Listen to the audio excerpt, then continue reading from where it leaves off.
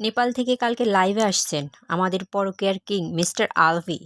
এসে বলে আমরা নাকি ওনাকে ইকরার শেষ মুখ দেখতে দিইনি, আমরা নাকি মব সৃষ্টি করেছি।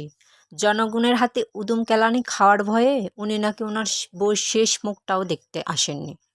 আলভি নাকি অনেকবার সুইসাইডও করতে গেছেন। আরে ভাই তুই আগে মর না, মরে ইকরার কাছে যা।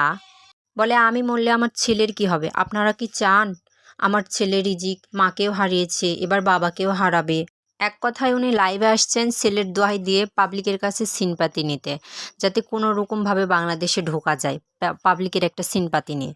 রিজিককে নাকি সে মানুষের মতো মানুষ করবে, শ্রেষ্ঠ বাবা হয়ে দেখাবে। আরে ভাই তুই আগে নিজে তো মানুষ হ, তারপর ছেলেকে মানুষ করবি। আর হ্যাঁ, 16 বছর সংসার জীবনে ইকরার সাথে তার মেন্টালিটি ম্যাচ করে না। তার নাকি তিথির মেন্টালিটির সাথে মেন্টালিটি তার ম্যাচ করে, তার সাথে একটা ভালো বন্ডিং। আহারে, ঘরের বউ তাকে সুখ দিতে পারে না, বাহিরের নারী তাকে মেন্টালিটি সুখ দিতে পারে। কত বড় হারামি হলে বউ মারা যাওয়ার পর দাফন কাফন শেষ হওয়ার পর লাইভে এসে আবার পরনারীর প্রশংসায় মুগ্ধ থাকে। ওর তো ইকরার প্রতি কোনো ফিলিংসই নাই। ও তো টোটালি নিজের দোষগুলো ঢাকতে লাইভে আসছে, আর কিছু না। ইকরার জন্য আসেনি ও লাইভে। ঘুম থেকে উঠে ফোলা ফোলা মুখ নিয়ে লাইভে আসছে, যেন পাবলিক বুঝতে পারে সে অনেক কান্না করেছে, করে চোখ মুখ ফুলিয়েছে। আর কেমন দক্ষ খুনি হলে লাইভে আসে স্ক্রিপ্ট পড়ে পড়ে। লাইভটা করেছে, আবার এডিট করেছে, দেখে দেখে লাইভ করেছে। 16 বছর সংসার করার পর সেই মেয়েটা মারা গেল, তোমাকে দেখে খাতায় লিখে দেখে দেখে লাইভে এসে কথা বলতে হবে? তোমার নিজস্ব কি কোনো কথা ছিল না?